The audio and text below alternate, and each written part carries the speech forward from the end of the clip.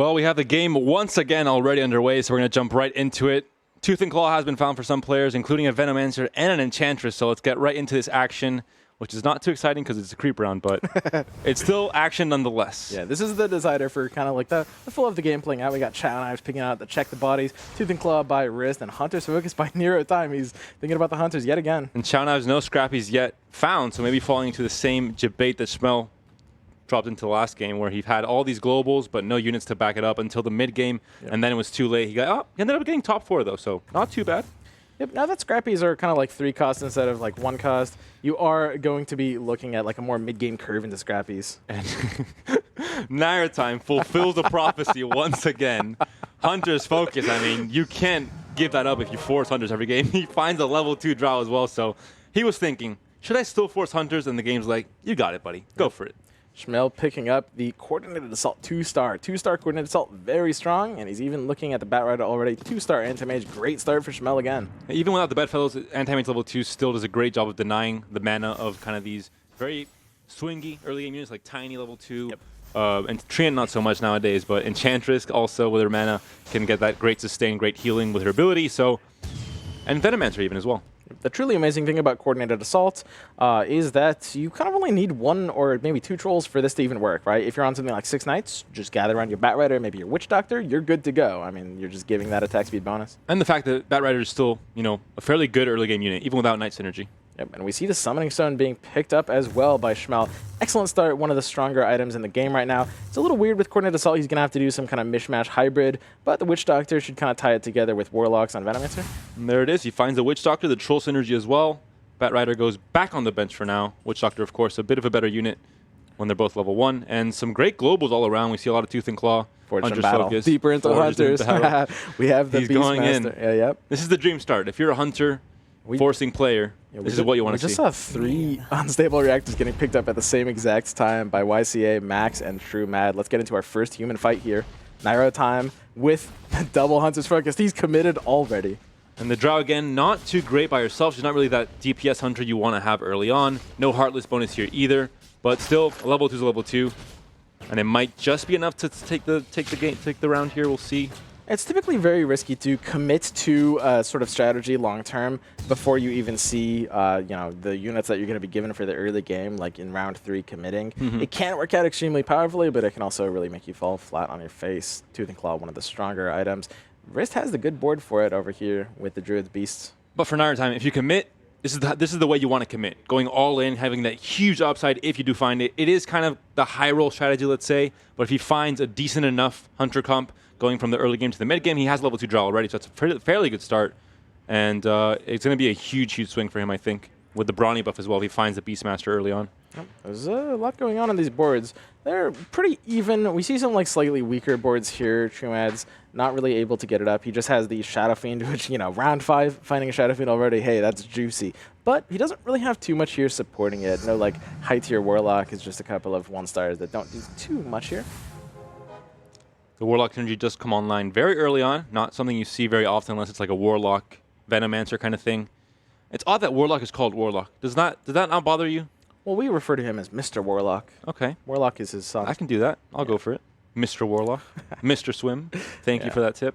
Absolutely. So we see, him positioning the best he can here. We have what we call an assassin catcher in the form of Mr. Warlock here. Shadow Fiend is protected. He's very powerful, but extremely squishy at 450 health. So, unfortunately for him, Mr. Warlock walks up, and this Shadow Fiend is only going to get his ult off. Just enough to get it off. Like we said, level 1 Shadow Fiend, great DPS, but the big power spike is when you get to level 2, not as squishy.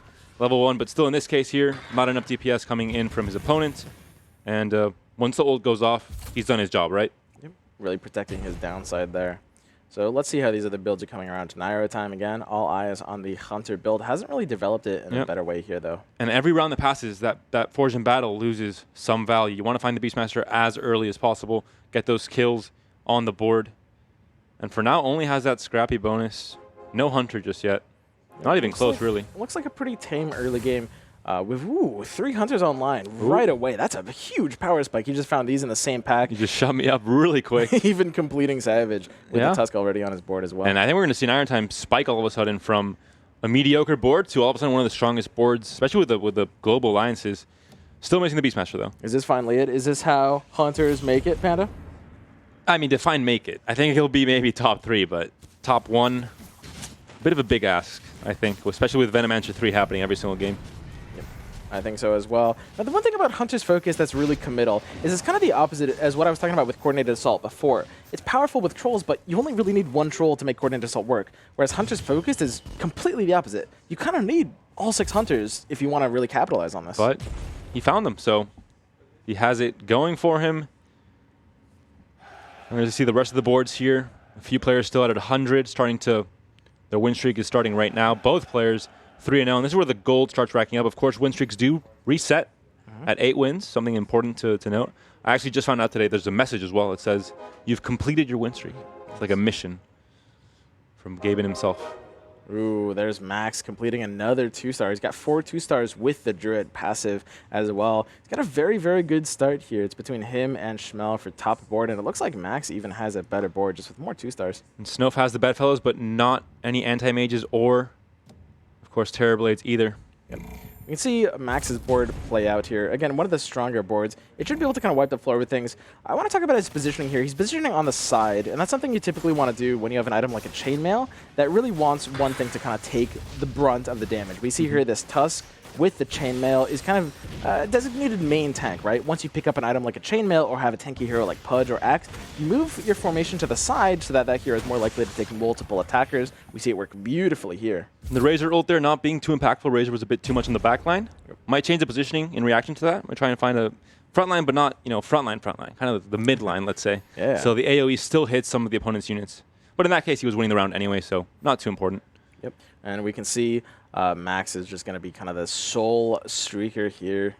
And we saw the change in positioning there. We just mentioned it. And Razor goes up to the front line, gets a promotion to the, the thick of the battle. Precisely. And the Tusk still kind of like taking most of the fire, just kind of being front and center in this board. These two being a little bit safer. Protecting his backline against assassins a little bit. It's kind of harder for something like Furion to get jumped. He really wants his unit to stay alive as long as possible. Bounty Hunter is going to be jumping in here. Let's see if this positioning works. And still, the board has not changed much for TrueMad. Still the level 1 Timbersaw, the Shadow Fiend still level 1. Mr. Warlock still in the back there at level 1. Again, Razor not doing much with the ult, but it should be enough here. Shadow Fiend at level 1 still too weak. The Warlock synergy kicking in. Sustain comes in, but too much damage. 2 stars are just 2 stars. The early game is really all about completing the 2 stars you can, and then figuring out how to kind of like supplement them or support them in the best way with the pieces you have available possible. We see Rist here starting a streak as well with his board. He's got that 2-star Ogre yet again, and he's overflowing here. This is a strategy that tons of top-level players employ, where basically because your interest is locked in by a snapshot at the start of the combat, you can buy a bunch of things and then resell them.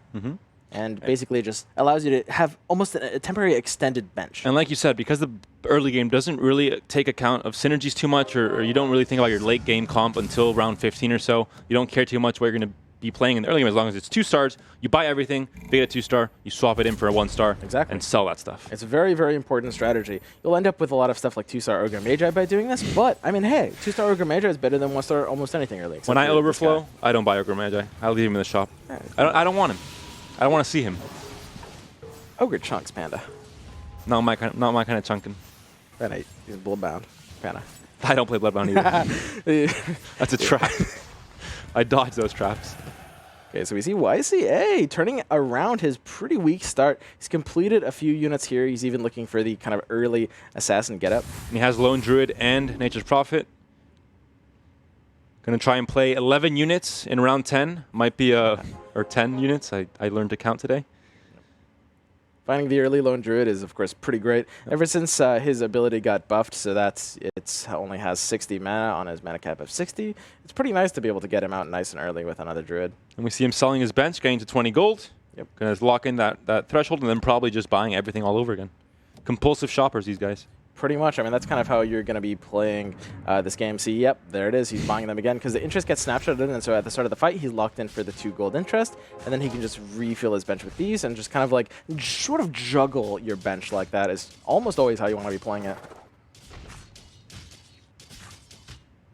Bloodseeker doing his thing. Bloodseeker unit that's very interesting. Oh. Mr. Warlock. Uh-oh. Mr. Warlock. Panda, I have to yo this. Yo it. I'm not Get gonna ready. lie. It's really funny that spectators can yell. Oh, wow. Oh, Wait. go Wait a follow him. second. Go do it. Oh, the triple. 3 knocked out by the neutral wave. We mentioned the last game. If you're losing, if you lose to the round 25 neutral wave, round 30, you know, you're having a bad day. Yeah. I'll let it slide. But losing to the round 10 neutral wave, Very bad something start. is going very wrong. You have to start looking at your board, thinking about maybe changing the same board you had 6 rounds ago for Mr. TrueMat here with Mr. Warlock at level 1, Shadow Fiend level 1, Timbersaw level 1 still. Yep. It's a really, really unfortunate start here. 2 Shadow Fiends. He's getting there. 2 Shadow Fiends can pretty much do work with anything.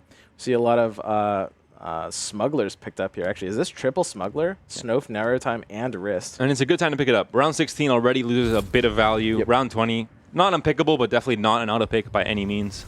It's going to be really hard to kind of come back with something like that for someone in the position of Snow who has like a very weak board. We see here just like these 3 players are really, really hurting for a better unit. I think we see a big disparity between some of the boards here already. Some of the top players like Max, very strong, a lot of 2 stars, great, some synergies at least. And players like TrueMat at 63 HP at round 11, not a good start at all. No level 2s whatsoever. Some very awkward synergies with 2 Warlock and 2 Scrappy. Let's check out our good friend Nairo time here. Still kind of like middle of the pack. He's on the Hunters. He's not like necessarily low rolling. Found the Beastmaster. Oh, Beastmaster is very important. And Max was actually defeated by Wrist. So it's a telling sign of maybe very, very interesting. changings to come in soon. Yeah, let's check out Wrist's board and see what was able to bring Max down. A lot of units. Here's this overflowing again. You'll see players at this level do this almost like every round for the first like 15 rounds. If you just want to be efficient, it's a really great habit to develop.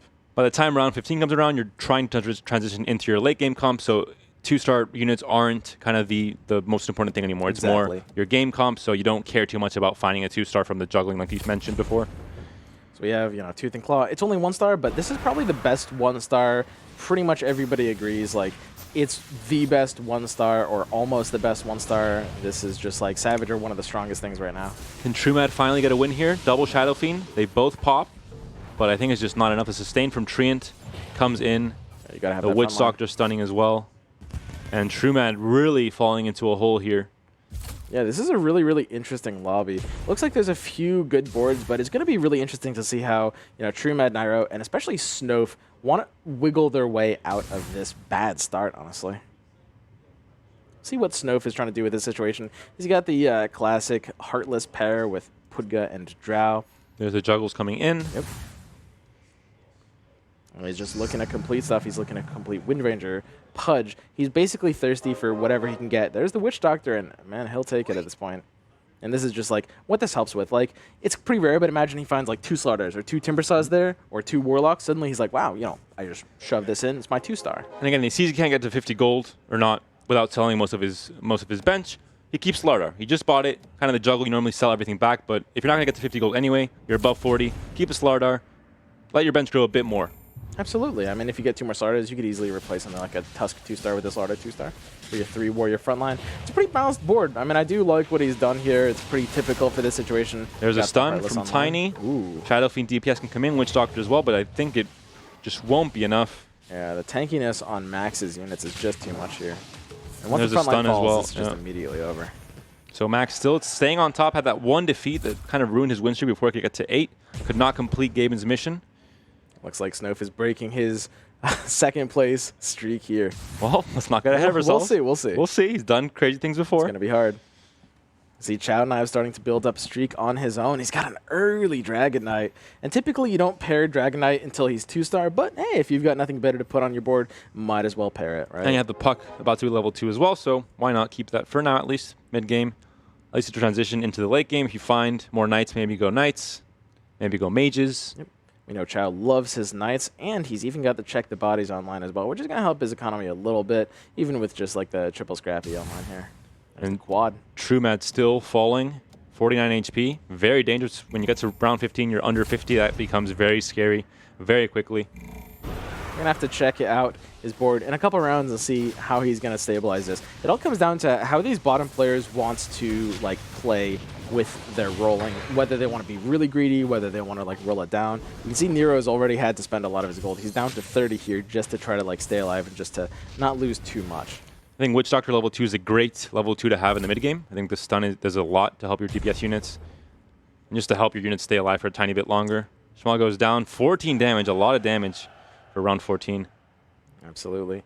Max back on his streak. This board is doing great things, and we see him picking up the big-time contract on the Shadow Fiend. So he could be looking to pair this with a Bloodbound down the road. It's pretty non-committal. All you need is just like one Warlock in the front line, pair your Warlock, get like 4 Warlocks online, and just sacrifice it for the double damage. His option must have been pretty bad, though, in the item round to go for it. It's not something you want to go like always, for sure. It's not like a priority at all. Especially without the Bloodbound unit already on the bench or on the board, for example. It's a telling sign that something, you didn't get the great options. He maybe got a Global Alliance he wasn't going for at all and decided to go for the Bloodbound instead.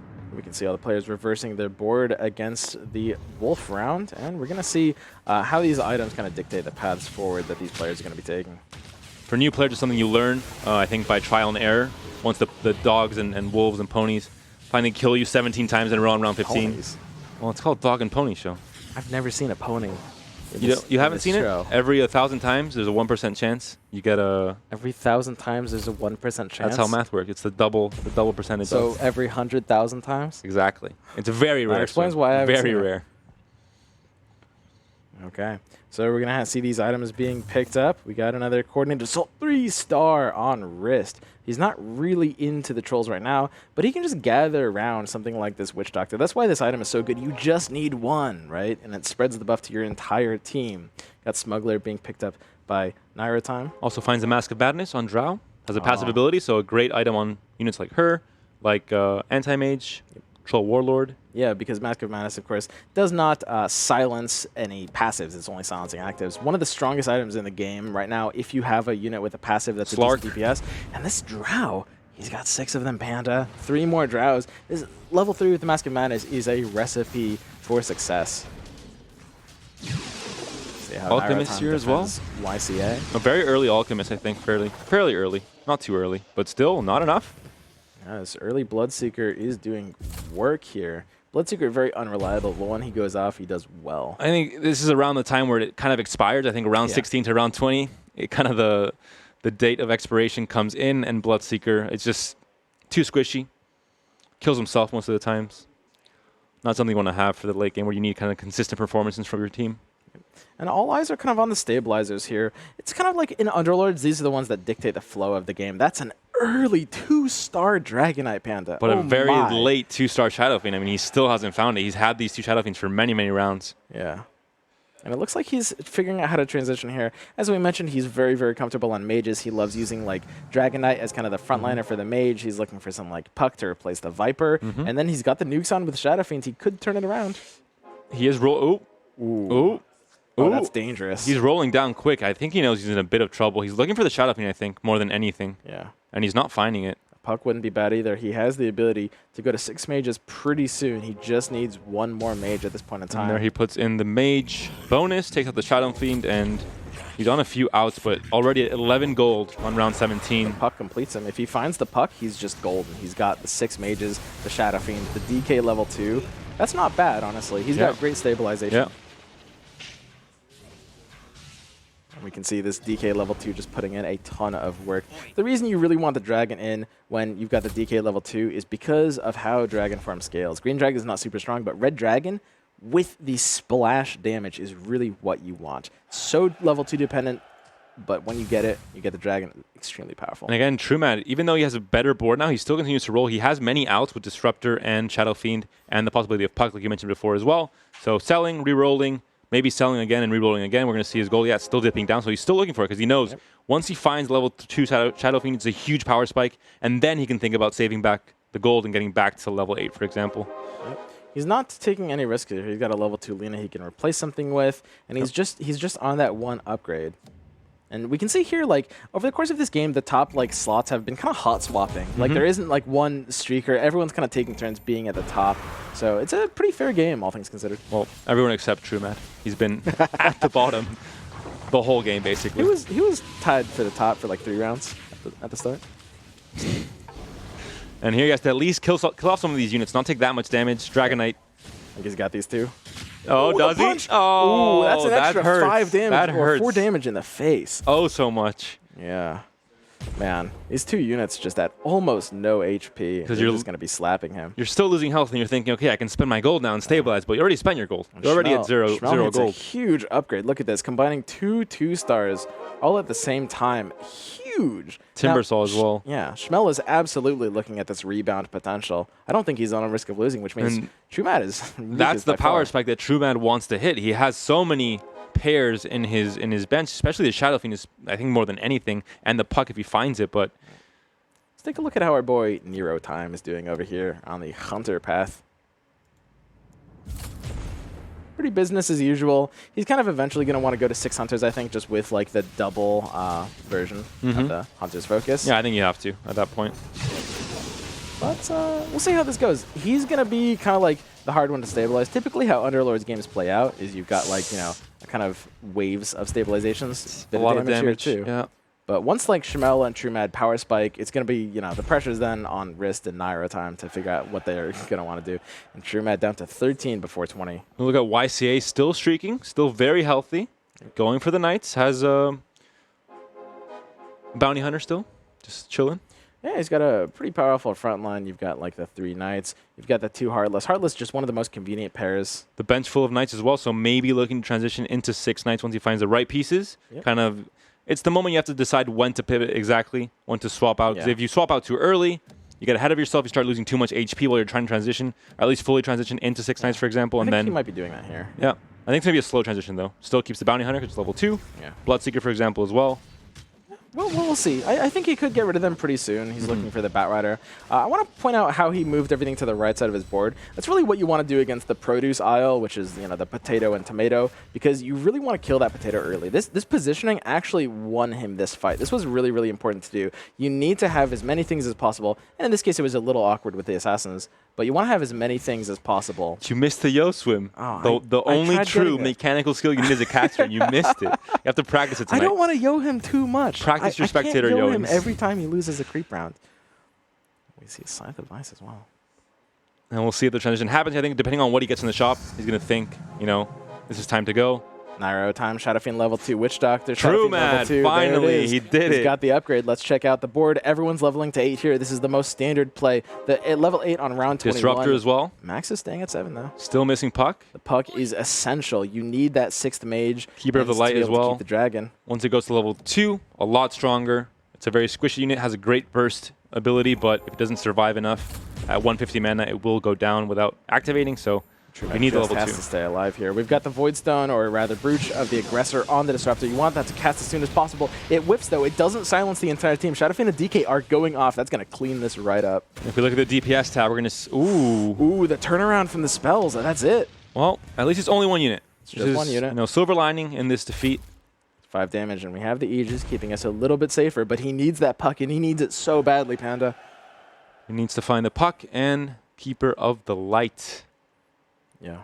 The Puck will kind of make this entire board take off. Mage is also pretty reliant on Crystal Maiden level 2. Scaling of Arcane Aura makes it really, really important to get level 2, almost doubling in value. There's the Puck. The Puck will go in for the Viper. Disappears. That was so fast. I've never seen a Viper get sold so quickly. And now we're thinking, I mean, we do have the ability to try to push 6 mages, but it's a little bit too early. I mean, we can't really get rid of the Disruptor level 2 or the Shadow Fiend. We're going to need something like 1 more level. This build is very level 8 dependent. And because he was forced to roll down so early, now he has to say, you know, I rolled down to stabilize, but he didn't stabilize. He kept on losing health. He's down to 8 HP, so it all went wrong for TrueMad here. He finds the mages, but it might just be too late. Yeah, and he's kind of baited himself into a corner here. I mean, the mage path is really, especially when you've got the DK2, it's extremely level 8 dependent. Because if you want to fit your 6 mages in, you need level 8. You need the Shadow Fiend 2, you need the DK, and then the other slots are your 6 mages, including Puck, right? And even then, you're not fitting in Disruptor, even after all that. And he's only level 7, so he's not going to be able to improve this board soon. YCA4 finally does go down to Schmel, does end up losing his win streak. It was quite a long one, I think. He was at the top for a very long time, still top of the leaderboard, but his board might, you know, this might be a sign that his board needs to get upgraded. Maybe rolling, spending some gold. Now it's still only at 36 HP. He flipped out of the Assassins pretty quickly, and he's kind of transitioning into Knights, picking up Vicious Intent. This is scary, Panda. You got to watch out for this sneaking into your games. And especially when you're not paying attention. If you're spending your time positioning, re-rolling, TrueMad, you know, looking at other things, doesn't look at the other opponent's boards, all of a sudden, you might be at 28 HP like Schmel and Riss. If you got a really big loss, you might just lose the game immediately, or you don't expect it. So it's very scary. Absolutely. YCA finding an early Troll Warlord. That's a big find this early into the game. Troll recently got a pretty big buff, as its legendary form is now effectively the level 2 version of the epic form. He's got it nice and early, and it's even pairing with the Batrider for the Troll buff, buffing the entire team. But this team, Chow Knives, has him all over. This is really powerful.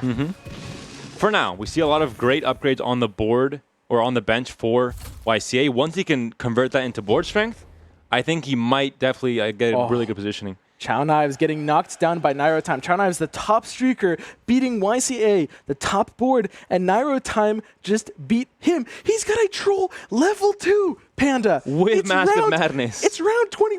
Panda, it's round 24. He's level 8. He's got a Troll Warlord, legendary status, level 2, Mask of Madness. Panda, have you ever seen this before? We said RNG doesn't matter in Underlords. I'll take that back now. Troll Warlord is crazy level 2, but Troll Warlord with Mask of Madness, we talked about hard carries like Slark, level 3. Yeah. Troll Warlord level 2 is the same exact thing. And how powerful Mask scary. is. 60 attack speed is effectively a 60% DPS increase, which is on a unit like Troll, absolutely insane. We can watch this hero go. He's going to be really hard to stop here. The lifesteal especially. This is going to be, we're going to see 1v4s very often, I think.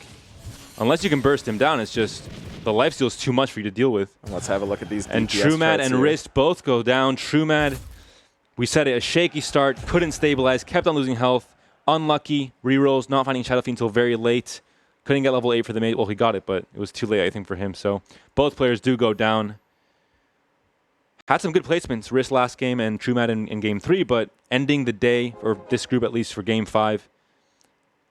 Which is only the 5th game out of 10. Can still come back tomorrow, but not the best ending for them too.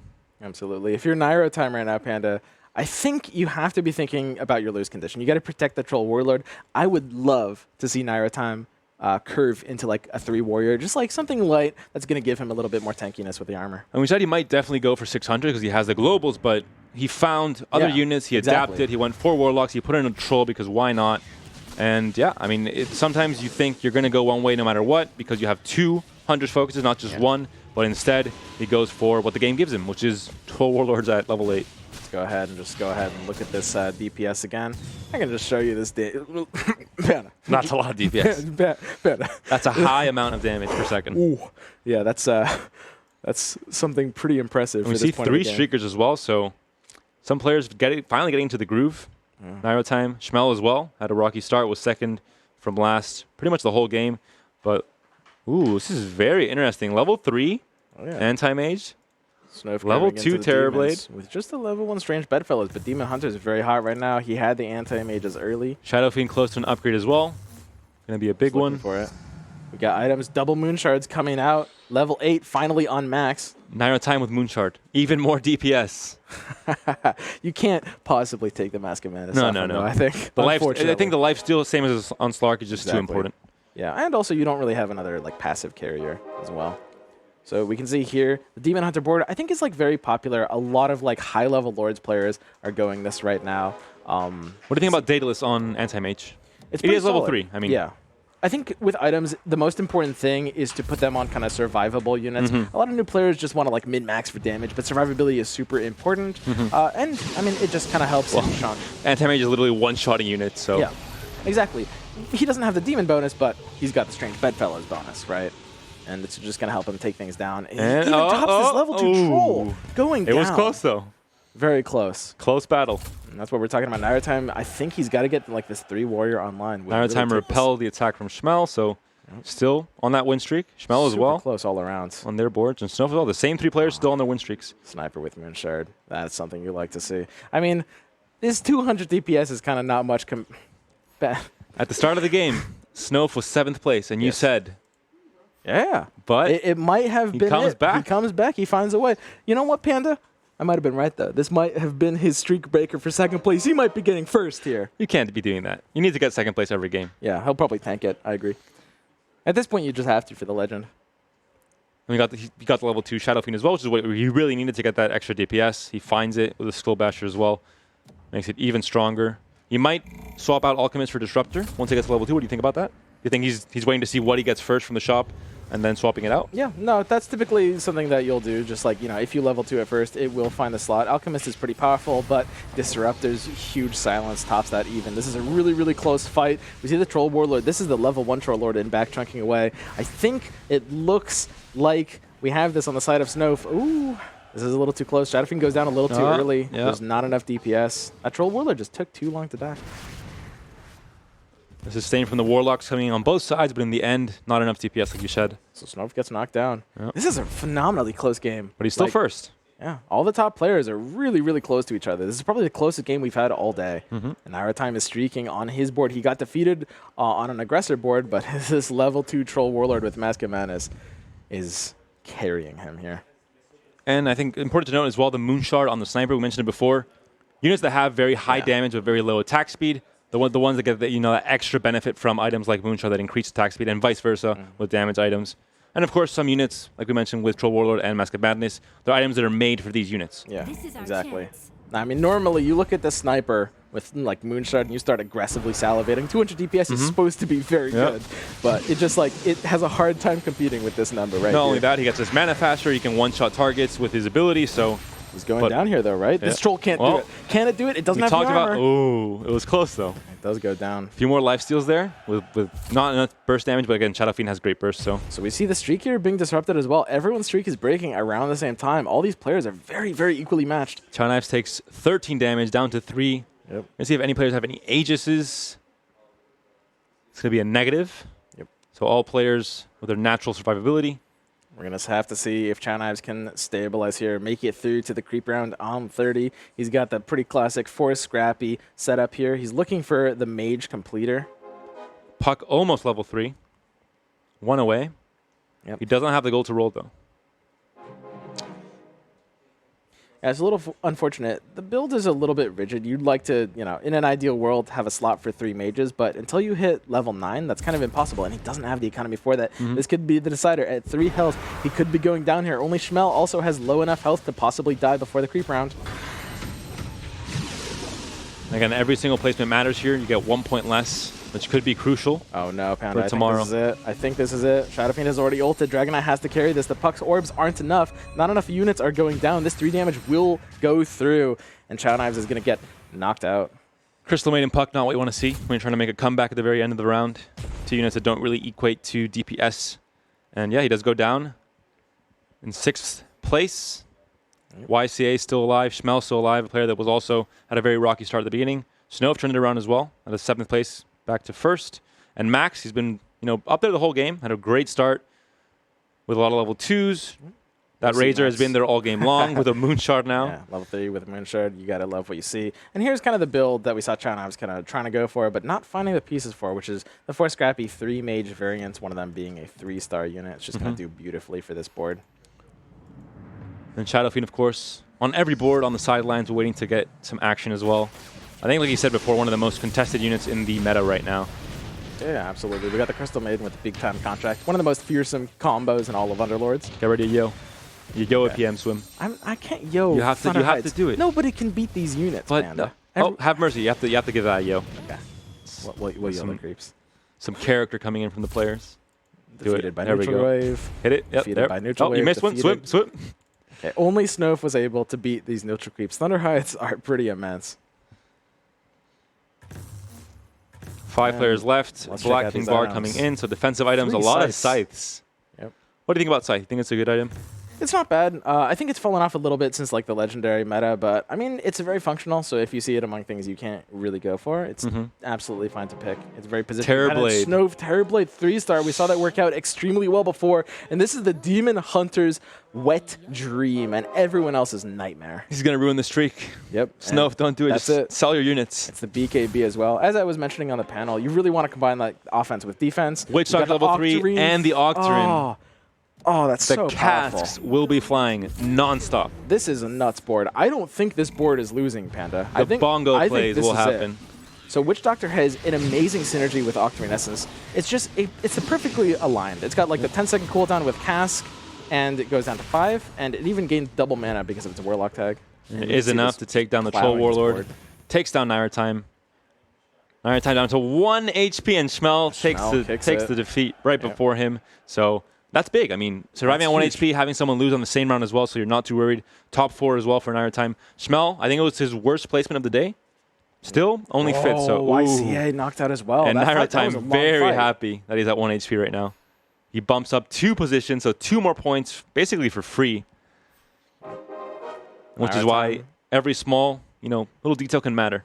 Finding the Alchemist. This is it. Naira Time. It's make or break. They're playing for second. At this point, Snowf is almost unbeatable. Yeah. It's just Max versus Naira Time here. Who's going to take second? Who's going to claw their way back?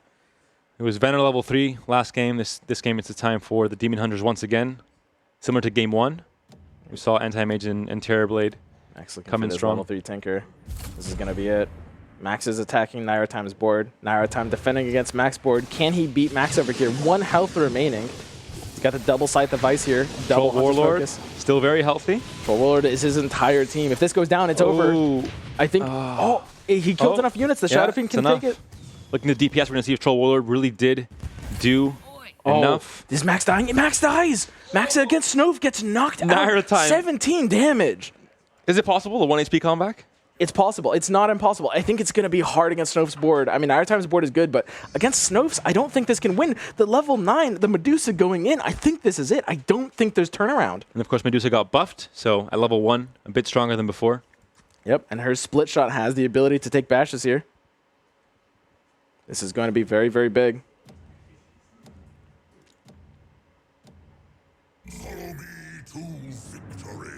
Okay, this is it. Yep, that's a concede. Naira Time knows what his fate is. He's just removing his entire board. He knows he has no chance against that, and he takes a That is cheeky something 0-unit I've concede. never seen before. I think Naira Time was trying to break Snow's second place streak. He said, I'm going Yeah. to break your legend.